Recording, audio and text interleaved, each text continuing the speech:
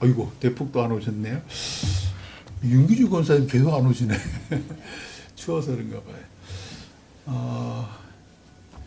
원래 말씀은, 오늘 읽을 말씀 원래 12장인데요. 12장에는 계속 그 왕들, 이방 점령한 31개 왕들의 이름이 쫙 나오고 지역의 이름이 나와서 어저께 말씀으로 오늘 말씀을 대체한 거예요.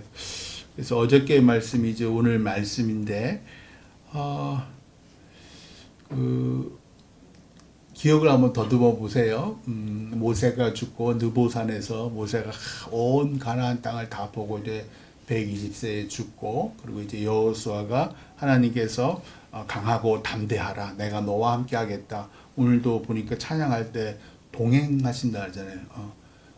우리와 동행하신, 오늘 말씀도 보시면 여호수아가 이스라엘 백성들과 함께 나아가서 전쟁의 그 강력한, 오늘 말씀에도 나오지만 강력한 군대를 이길 수 있었던 것은 결국 동행하셨기 때문이에요. 동행하셨기 때문에.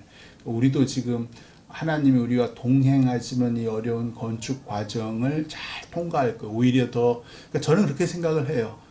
제가 살아온, 이렇게 길긴 살아오지 못했지만, 그 고난과 시련이 내 앞에 있을 때에 저 나름대로는 제 능력과 제 지혜와 온갖 사람들을 동원해서 그걸 한번 이겨보려고 했는데, 그럴 때마다 번번이 낙망하고 실망케 하신 것은 그런 시련과 고난을 통해서 하나님을 바라보라고, 하나님이 너의 도움이 되고 하나님과 동행해야지 이 고난과 시련을 이겨내지. 온 가족이, 특히 저희 집사람과 같이요.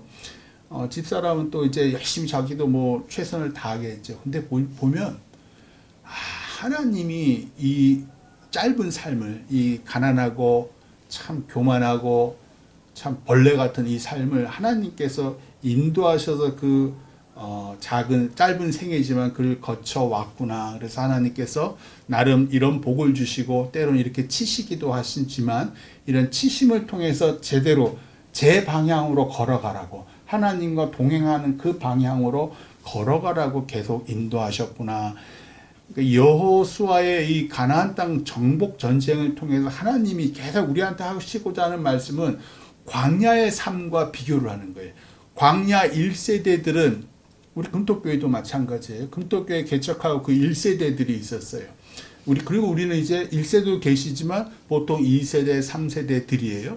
1세대들은 그 큰 은혜를 경험하고 그 놀라운 기적을 경험했지만 끊임없이 이 사람들은 애굽을 돌아보는 거예요. 자기가 어떻게 평생을 경험했던 애굽의 그 노예 생활이지만, 노예 생활 가운데도 기쁘고 즐거웠던 그 육신의 쾌락과 그 소소한 재미가 끊임없이 자기들의 발목을 붙잡아요. 하나님께서 그토록 엄청난 기적을 매일 만나와 메추라기와 불기둥과 또 반석에서 물이 나고 이런데도 불구하고 그들을 끊임없이 붙잡는 것은 애굽에서의 노예적인 삶의 세상, 우리로 치면 세상에 만난 것이에요.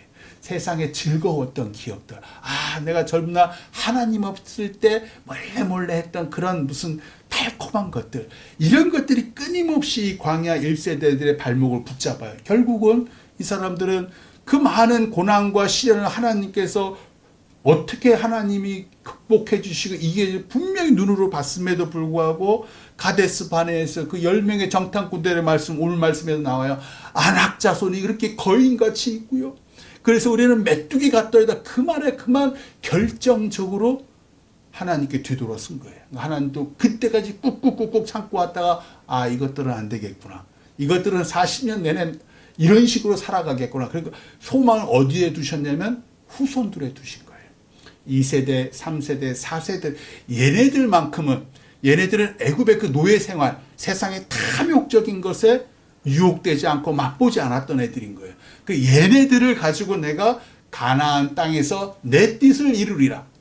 가나안 정복 전쟁이었어요. 그래서 여호수아가 광야에서 태어난 그 후손들, 전혀 애굽에서의 노예 생활, 세상의 쾌락과 강성함과 폭력이 주는 그런 것들에 물들지 않은 광야의 후손들을 데리고 여호수아가 요단강을 건너서 그때도 계속 기적이잖아요. 요단강 건너서 여리고 성을 7번 돌아서 무너뜨리고 7일째에 무너뜨리고, 그리고 아이성에 그 아간이 그만 탈취한 그 죄에서 아이성 그 첫 번째 전쟁에 실패하고 두 번째 전쟁을 하나님 시킨 대로 다 했더니 이기더라라는 것을 광야의 후손들이 보고 경험하는 거예요.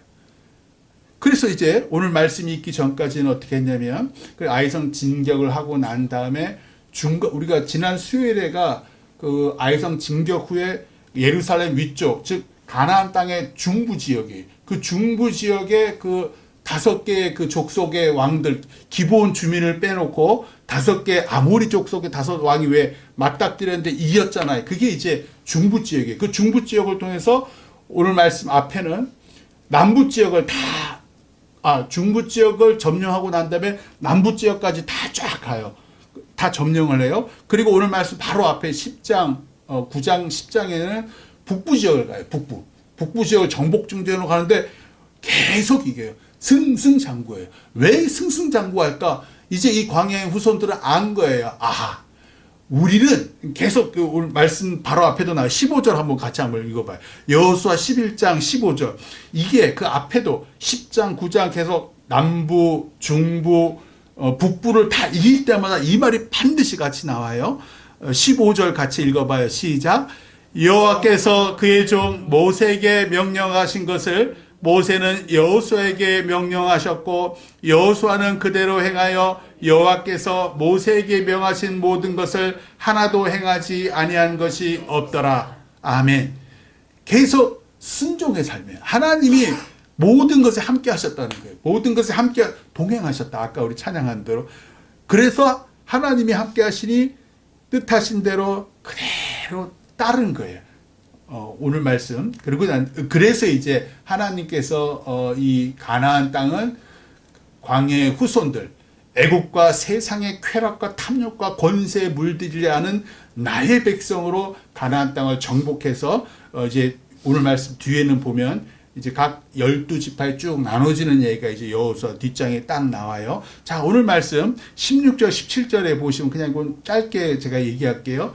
그 점령 지역을 열거를 하는데 네겝은 가나안 땅 최남단 사막 지역이에요. 최남단 사막 지역인데 그 네겝이라는 거 최남단 사막지대죠. 고센이라는 거 기억나시죠? 야곱이 왜 요셉이 애굽의 제상으로 했는데 고센 땅에다가 왜 야곱과 야곱의 자녀들 다 거기 있게 하죠. 이집트의 접경이에요. 그 지역까지 하나님께서 영토로 허락하신 거예요.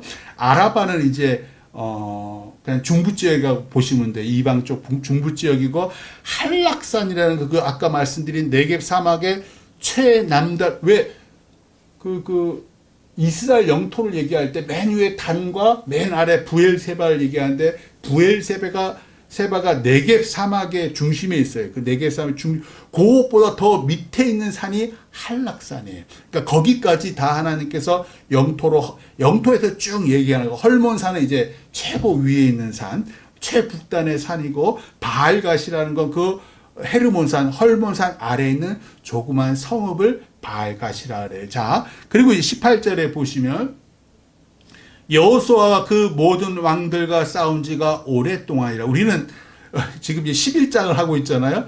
순식간에 막 지나갔지만 거의 한 30-40년의 세월이 쫙 흘러가는 동안 정복전쟁을 치른 거예요. 그 얘기를 하고 싶은 거예요, 성경이. 그리고 이제 19절에 기브온 주민 히위 족속, 우리 지난 수요일 날 한 거예요. 기브온 족속, 히위 족속은 속였잖아요. 먼 된 곳처럼. 기억나시죠? 뭐 아주 헤어진 포도주 가죽 부대에다가 신발 온통 거짓말해서 먼데 해가지고 화친을 했잖아요. 화친 조약을 맺고 대신 하나님을 성전에 물깃는 자처럼 노예로 동화가 되었다는 거 기억나실 거예요. 그 족속 외에는 이스라엘 자손과 화친한 성읍이 하나도 없고 이스라엘 자손이 싸워서 다 점령하였으니 20절은 같이 읽으셔야 돼요. 20절 이게 핵심이니까 시작. 그들의 마음이 완악하여 이스라엘을 대적하여 싸우러 온 것은 여호와께서 그리하게 하신 것이라. 그들을 진멸하여 바치게 하여 은혜를 입지 못하게 하시고 여호와께서 모세에게 명령하신 대로 그들을 멸하려 하심이었더라. 아멘. 이게 무서운 말이라는 거예요. 저 일이 될 뻔했습니다. 우리가 그 창세기도 나오잖아요. 쌍둥이인데도 에서와 야곱. 하나님께서 야곱을 택하셔요. 이게 무슨 얘기냐면 야곱은 약삭빠르고 교활하지만 이건 내 새끼야로 택하셨는데 에서 같은 경우는 그렇게 출중했음을 세상적인 능력이 출중했음에도 불구하고 너는 내 새끼가 아니에요. 결국 이 에서의 후손들이 에돔이 끊임없이 우상을 섬기면서 이스라엘 야곱의 나라를 계속 치잖아요. 계속 서로 갈등을 하고요. 그게 계속 구약 성경 내내 이어져 가요. 이 참 무서운 말씀이에요. 하나는 은혜를 입지 못해서 진멸케 하시려고 그 마음을 완악하게 하고 사울 왕이 그렇죠. 사울 왕과 다윗 왕도 그런 거예요. 사울 왕은 하나님께서 원래 택했어요. 근데 지 마음이 지가 교만해지고 세상 내가 왕임내 하는 교만이 차고 하나님의 하나 백성의 눈을 더 의식하다 보니까 점점 하나님으로부터 멀어진 거예요. 택함 받아도 하나님과 멀어지면 진멸의 자손이 되고 돌이켜야 되는데, 그리고 하나님이 끊임없이 기회를 다윗을 통해서 3번이나 살리시잖아요. 끊임없이 기회를 주는데도 사울왕은 돌아서지 않아요. 왜? 그 마음이 완악해서. 대신 다윗 왕이 등극을 하는 거예요. 하나님의 마음에 합한 사람 다윗. 왜 이세의 8명의 아들 중에 왜 마지막 다윗이었을까? 그건 하나님의 택하심에 우리가 알 수 없는 하나님의 택하심을 생각해 보세요. 다윗이 역사의 전면에 딱 등장해. 오늘 말씀에 아낙 자손의 후에 바벨론 족속 중에 오늘 나오죠. 어디죠? 여기 있다. 골리앗. 왜 갑자기 골리앗이 아낙 자손이에요. 거인이에요. 거인 족속들의 후예요. 보시면 22절 한번 보세요. 22절 보시면, 자, 21절에는 먼저 이 얘기가 나와요. 21절에. 그때 여호수아가 가서 산지와 헤브론과 드빌과 아납과 유다 온 산지와 이스라엘 온 산지에서 아낙 사람들을 멸절하고, 그 가데스 바네아에서 10명의 정탐꾼이 무서웠던 게 이 아낙 사람들이었던 거예요. 거인 족속들. 근데 이걸 하나님이 동행하시니까 여호수아가 다 진멸을 했는데, 그가 또 그들의 성읍들을 진멸하여 바쳤다라고 했는데, 22절 보시면 이스라엘 자손의 땅에는 아낙 사람들이 하나도 남지 아니하였으나 가사와 가드와 아스도데만 남았더라. 가드 사람이 바로 골리앗이었던 거예요. 기억나시죠? 골리앗. 블레셋 족속의 가드 사람이 골리앗이었어요. 이 아낙 자손의 후손이었던 거예요. 그럼 우리가 궁금하잖아요. 얘는 왜 하나님을 믿지 않았을까? 참 오늘 말씀도 나오지만 다윗은 하나님께서 어릴 때부터 택해서 기름 부음 받으셨고, 이세의 8명의 아들 중에 잘생기고 지혜롭건들 많은데 말지 아들 하찮은 8번째 이 다윗을 하나님께 기름 부으셨고, 얘를 어떻게 세상의 전면에 등장시키냐면 이때 여호수아 때 다 죽인 줄 알았던 그 아낙 자손의 후손들이 블레셋 성읍들에 남아서 그쪽에서 가드라는 지역에서 이 골리앗이 성장하고 있었다는 거예요. 골리앗의 부모라도 이게 쫙 역사가. 오늘 말씀도 마찬가지예요. 아브라함에게 기원전 2000, 주전 2400년 경에 하나님께서 내가 너를 약속의 땅 가나안 땅에 너의 땅으로 주겠다. 하늘의 별과 같이 밤하늘의 바닷가의 모래알처럼 너의 자손이 많게 하겠다라고 약속하신 게 주전 2400년이에요. 근데 오늘 이 여호수아가 진격전쟁을 펼친 건 1400년경에. 그러니까 이 세월이 700년. 그러니까 왜 애굽에서 400년 노예생활 기억나시죠? 그러니까 그로부터 또 300년의 세월이 지나서 마침내 약속이 성취되었다. 그러니까 700년이란 시간이 걸쳐서 하나님의 약속이 성취되었고, 그 맨 앞에는 모세도 아니라 여호수아와 광야의 후손들이 진격해서 하나님의 약속의 말씀을 성취하더라. 왜 누구는 하나님께서 택해서 이 세상 살아갈 때 선한 역할을 맡기시고, 왜 누구는 하나님께서 마음을 완악하게 하게 해서 나쁜 역할, 악한 역할을 맡기실까? 그거는 하나님의 계획이세요. 하나님의 창조 사역이세요. 따라서 우리는 어떻게 해야 되냐? 최선을 다해서 그 악한 역할을 맡은 사람, 하나님께서 그 마음을 완악하게 한 사람, 기브온 주민들, 여호와 하나님을 두려워해서 화친한 거예요. 하나님께서 그렇게 하지 않으셨어요. 지금 뭐예요? 그 사람들 마음이 완악해서 여전히 하나님의 사역, 하나님의 일에 대해서 반대하고 저항하고 무관심한 그 사람들을 우리가 불쌍히 여기고 그들을 구원의 길로 인도하는 것이 하나님께서 우리에게 맡기신 역할이다. 직장에서, 가정에서 오늘도 하루 나는 하나님과 동행했는가? 하나님과 동행한다는 게 뭘까? 하나님의 뜻이 뭔가? 오늘 하루 내가 이 직장에 가는 발걸음, 이 직장에서 내가 만나는 사람에게 내가 주어진 일에 하나님이 뭘 원하시지? 저는 사람도 안 만나고 그냥 제일 맨날 하는 일인데요. 그 일 가운데에도 하나님의 뜻이 있습니다. 그 일을 하는 것, 그리고 내가 만나는 사람에게 하나님의 긍휼하심과 사랑을 전하는 것, 그것이 나에게 주신 역할이고 하나님께서 나를 구원하신 목적이다. 따라서 이 선한 일, 하나님께서 나에게 주신 이 선한 역할, 세상의 빛과 소금된 역할에 최선을 다하시기를 주님의 이름으로 축원합니다. 기도하겠습니다.